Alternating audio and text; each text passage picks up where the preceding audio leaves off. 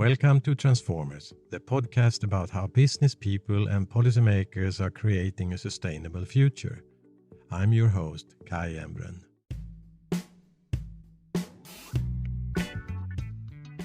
Time passing very fast, and we were in December, and you were very busy in Dubai. Yeah. And I think one of the main points for our talk today will be connected to the COP28 meeting in Dubai. So a lot of different types of questions, but I think we should start this talk around the role of cities and regions, and also that you reflect on the outcome. And then for us who have been talking about this type of issue since at least Paris 2015, about the role of cities. And when I had the work of the Nordic mayors, the question of course has been, do they have a platform in this type of negotiation on a global scale? What has happened under this year? But if you start with the outcome of 2023, the main points from that. Yes, as you all know, this is an annual meeting of the ministries responsible for the climate agenda. That's called Conference of Parties. The decisions are throughout the year negotiated by the technical bureaucrats, and at the end of the year, it is finally adopted by ministers. And since the climate agenda has elevated so high on the agenda of all the nations and the global sustainable agenda, it is becoming almost a fashion that even heads of states are now part of the discussion. And that's also, of course, a legacy from 2009 onwards. The heads of state are mainly invited to these processes to provide basic guidance, and the final decisions are adopted by the climate ministers. So if we look at those outcomes, obviously it was a difficult challenge. There were huge expectations. First of all, this was 7 years after Paris Agreement first adopted, and this was the year to review the progress, what has been achieved and what not. Second, it was the year where the loss and damage negotiations would be concluded. It was more than 30 years small islands and other vulnerable countries were demanding for this. And this was the year where it was especially important because there was a huge discussion on phase-out, fossil fuel phase-out. It was in the country which was one of those oil-producing and exporting countries. So there were huge questions how this hosting would influence the outcome. If we look at all these agendas from a cities and regions perspective, ICLEI and the rest of other networks, this has become one of our most successful COP ever, once again, in the history of the negotiations. Why? It was a remarkable year because throughout this year already, on the way to COP, we have been engaged in so many processes. We were building upon our achievements of the last years, especially from Glasgow. The term multi-level action was crafted, and in Sharm el-Sheikh, we had the first ever climate and urban ministers meeting, and there was this initiative of Surge, which was for the first time addressing urban action and climate action. Throughout the year, from Africa, from Latin America, from the G7, EU, at every discussions, there was a huge recognition of multi-level action. So we were expecting this year will be good for us. And as well as we also have been involved in the local stock takes. So there was a huge momentum. But the thing that really made a change was the positive support from the presidency, Sultan Al-Jaber, and the partnership he has developed with Michael Bloomberg. So that helped us gave us a huge support. Throughout the 2 weeks, local engineers were actively involved, first by the Local Action Summit, then we had the second urban ministerial, and throughout the 2 weeks we had our urbanization and multi-level action urbanization pavilion. In concrete terms, if we conclude this first round, concrete outcomes. So there is an Emirates consensus. It consists of several packets of decisions, 5 different decisions. First one is the loss and damage fund, and this is particularly important because there are 3 references in this loss and damage fund, which is referring to direct subnational access, which is so many years of our request to have a direct access to global climate funds. So that is available in the loss and damage fund. There's an adaptation decision, which again foresees role for local engineering governments for multi-level adaptation actions. There are 5 paragraphs on that.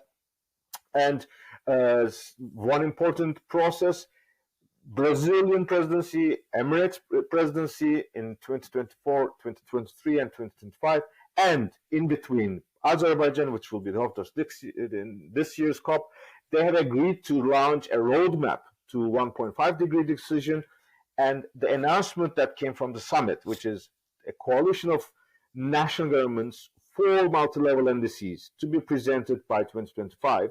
This initiative is significantly different from all the previous initiatives in the past because it is a commitment of not just cities, but it is a commitment of nations to bring new national climate plans in collaboration with cities and regions, both in the planning and in their implementation. So that's a complete new era for global and national and local climate action.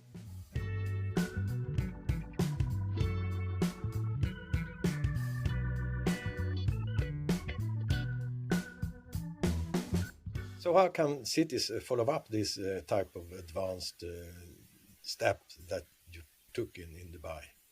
The era of multi-level action has arrived, both in the climate process, but also national domestic processes, from the north to south, from big nations to small island states. There's every nation having a vision for collaborative work at the national level, local and regional level. So the first message is that every mayor, every environment manager or environment mayor or every council of their cities should ask their national governments, primarily Minister of Environment, but other ministers as well. There are particularly 70 countries which have signed this CHAMP initiative. That is much more strong for us because they have committed more active actions. Paragraph 161 says, you are invited to work through multi-level action. So that is the most important thing. Second, obviously, these also give a new momentum for our local regional climate plans. And in that sense, we have been kicking off this area of town hall COPs so that preparation of new generation of climate plans to be more ambitious, to be much more addressing all the needs of the society and to benefit from national and global resources. In order to claim this, we are inviting every local government or regional government to dedicate at least half a day or one day in a year before COP dedicated to global climate issues and national climate ambitions so that then we can report these results to the UN climate processes every year. These are the main avenues we can ask them to be connected. The key message is that we are building a new civilization. Emirates COP, Dubai COP was really a turning moment. We have to work at home, and this year is also very difficult. You have European Parliament elections, there's elections in the US and so many other countries. So decisions in COPs are not guaranteed for implementation if we do not embrace and take ownership at the local and national level. That's why every local leader, every subnational leader should be alerted and should embrace these outcomes and bring this back to life in their own council decisions, but also with their relations with their national governments.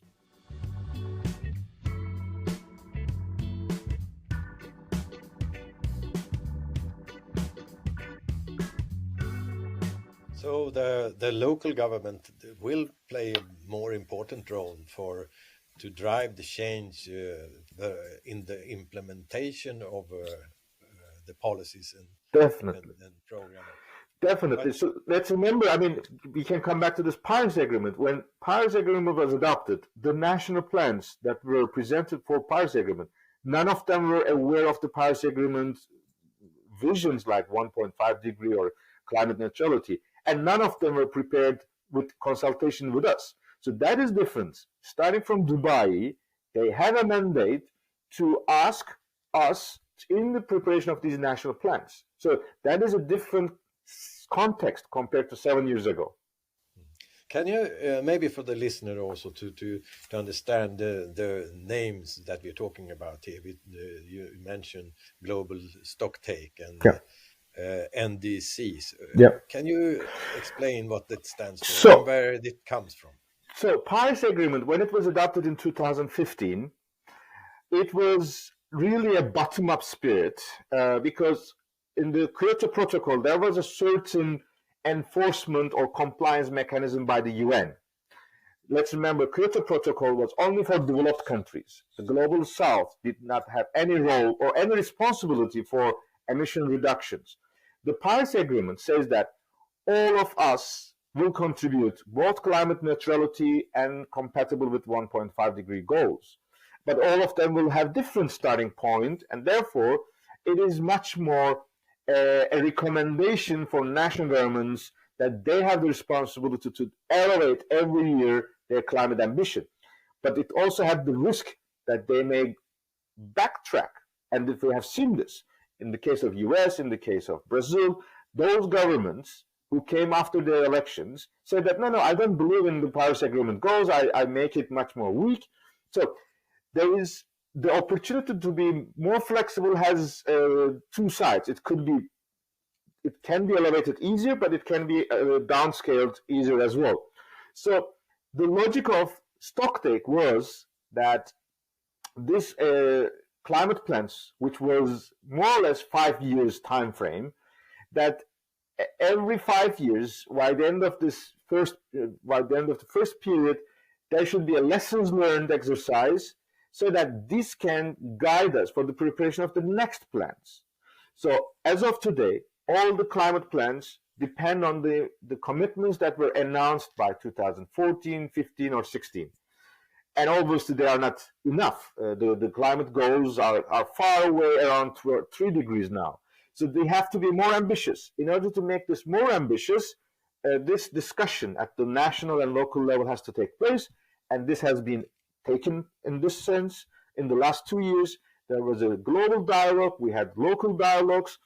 So now it's time to digest all these discussions and bring new elements. And one of the good news from Dubai is that the climate commitments are not just mitigation adaptation. We have discussions on food, we have discussions on biodiversity, we have a huge discussion on justice, we have a huge discussion on just transition. These were not the topics that were on the table in Paris. Because the climate agenda has become much more strong and real, these kind of issues has to be considered. This is the success of the climate and sustainable community. This means the national and local plans should be improved. They should take into account this kind of issues that are the root cause for our climate emergency mode of action. And by benefiting from the announcements coming from Dubai and previous years, we can make our climate plans much more robust, and we can make this much more connected to the people on the streets, people in our neighborhoods, so that they can also enjoy the benefit of transition to a low carbon and climate resilient economy. When we look at the deliveries in this sense of the 5 years planned, everyone delivering what they should? We are much better than what we have been in Paris in 2015. Let's remember, during the past couple of years, the fact that Paris Agreement plans have created a huge momentum, and we even have made progress. For example, we have seen the example of the United States. We have seen the example of Japan, Dominican Republic, Rwanda. We have counted around 60 countries who have brought new climate plans when they consulted with their local and regional governments. They have elevated their national ambitions. It was less than a handful of cities who were committing to climate neutrality. Now we have thousands of them. So definitely there is a huge progress. But compared to the scale of the urgency, compared to the scale of the changes that we have to see in our economies, we are far below the level required. But this process, that Stocktake and this kind of global conferences, is giving us the power, the mandate, the evidence, and the new tools to make our commitments much more robust and, more importantly, as you said, much more deliverable. That's why we are so confident that bringing urbanization and climate agenda hand in hand, this is what we achieved over these 3 years. UN Habitat has a much better understanding of climate agendas. Climate ministers are much more in touch with climate urban ministers. They are much more talking with their cities and regions. This is giving us the confidence the new plans will be better than the past. And this gives us the confidence to our communities that they should be engaged in designing these plans and, more importantly, implement. We are seeing everywhere there are even societal resistance. We have seen in this yellow jackets issues. We have seen this in the agriculture reform in Germany. We are seeing it in other countries. Social communities are not always fully behind the climate goals. Therefore, we local regions can be helpful for national governments and the global climate community to bridge the citizens and the climate plan so that we can talk the same language and we can act together and we can share the benefits together.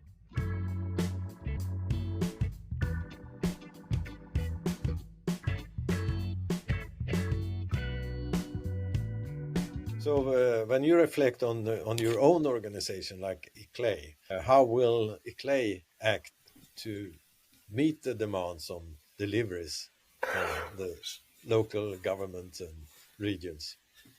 Definitely. So we are, as you are aware, ICLEI is a global network of more than 2,500 towns, cities, and regions. Obviously, we are talking about hundreds of thousands of cities and regions across the world. ICLEI cannot claim to be on or be acting on behalf of all of others, but we have other network, we have other processes, so that we are on the front runner of this debate on climate and sustainability. So what will be our 2 years? So we have a 2 years vision. From Dubai, we are aiming for Belém, Brazil in 2025. Brazil is also important country because this year in 2024 they will be the G20 presidency, and next year they will host the COP. This year we will also have a huge discussion with Egypt because we will have the World Urban Forum in Cairo this year. But Azerbaijan, which will be the host of this year's climate talks, will also host the World Urban Forum in 2026. So Egypt, Emirates, Azerbaijan, Brazil, as well as European Union, the G7 countries, we are collectively working that it is a 2 years process now. And this 2 years process, ICLEI's first kickoff will be in June in Sao Paulo, city of Sao Paulo. We will have our 3 years World Congress. This will be the announcement of our roadmap from Sao Paulo to Belém. Belém is a member of ICLEI. They are the chair of the Brazilian Amazonian Forum of Cities, so that this will give us the huge opportunity that these 70 countries who have signed up to this initiative to champ, these are the 70 countries who have committed to work with their local and regional governments for new NDCs. We will make sure that ICLEI and ICLEI members will approach those who are on the front line of these 70 countries, that we bring new results already by the December 2024, November 2024 to Baku. And that gives example to others so that they follow the suit. But in addition to our work with the national governments, ICLEI will also call all the cities around the world, all the regions around the world, to transform their town halls into mini COPs, that every year mini town halls of the world cities will have the debate of climate, global climate justice and global climate transformation, so that the local entrepreneurs, the local artisans, the local farmers, the local economy partners, and indigenous people, urban poor, can all be part of this debate. And then we inform the nations that, look, we are connecting the climate goals to the roots, the grassroots, but we are also trying to make sure you address local leaders and local governments in your funds, in your capacity building, and in your financing mechanisms. So that will be the journey we will follow. And in that sense, that seems to be that you turn the COP meeting around from top down to bottom up. It exactly has to be like that. I mean, it is actually, as you have rightly said, we are changing the narrative. It's not anymore everyone waits for the ministers of environment to solve the environment crisis. No, this is a crisis that the solution lies in our hands. The solution lies in how fast we build our new cities, or how fast we renovate our existing cities. This is a solution, how fast we change our daily habits, how fast it's not anymore phase out of fossil fuels by oil producing countries only. It is how fast communities stop demanding use of fossil fuels, how fast we shift away from using our oil dependent internal combustion engines, or how fast we shift our consumption habits so that we don't have to transport goods across the world just for the sake of our daily needs, but more being locally responsible, but also locally conscious.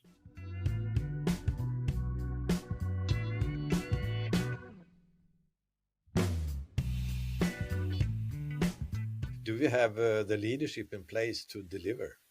Definitely. I think leadership, especially in these difficult times, is a creation that is very familiar at the local level. The local leaders and subnational leaders are the best examples of innovation, and that's what we have seen in the COVID period. That's what we have seen in the difficult times of social destruction, social movements, that trusted leaders can channel the tensions in their societies to the good, to the better dialogues.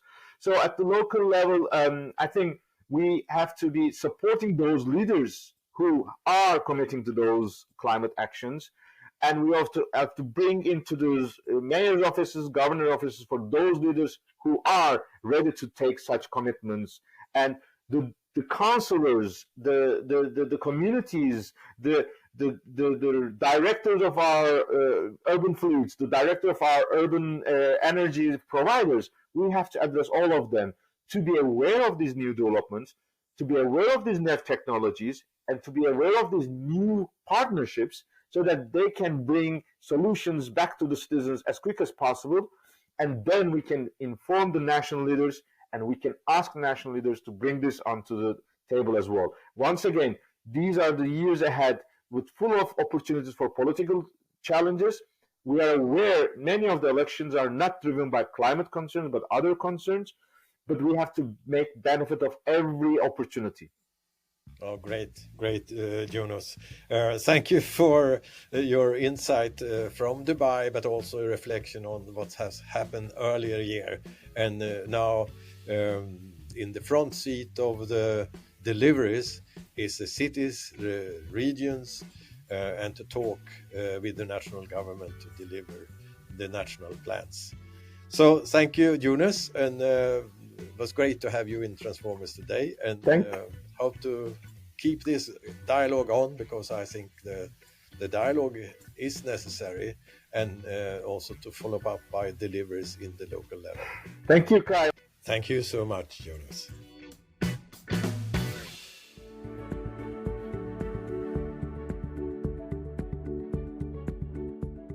I'm Kai Embren. Follow me on Twitter and LinkedIn, where I will be announcing the future guests to this podcast. And you can expect about 2 programs a month, and each guest has a unique story of making business and society sustainable. So find out more, visit my homepage kaiembren.org. Thank you for listening.